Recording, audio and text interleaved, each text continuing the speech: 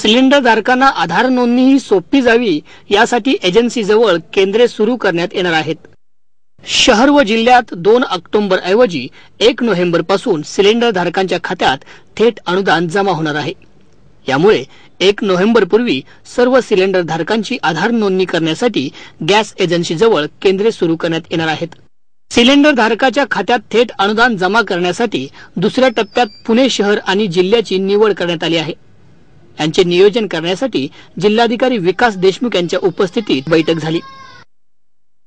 या बैठकीला पेट्रोलियम कंपन्यांचे प्रतिनिधी, आधार नोंदणीचे अधिकारी, अन्नधान्य वितरण अधिकारी आणि बँकेचे प्रतिनिधी उपस्थित होते। सिलेंडर धारकांना 1 नोव्हेंबर नंतर 3 महिन्यापर्यंत नोंदणीसाठी मुदत वाढ दिली जाईल। या 3 महिन्यात संबंधित सिलेंडर धारकांनी आधार नोंदणी केली नाही तर त्यांचे अनुदान थांबवण्याच्या सूचना केंद्र सरकारकडून पेट्रोलियम कंपन्यांना देण्यात आल्या आहेत।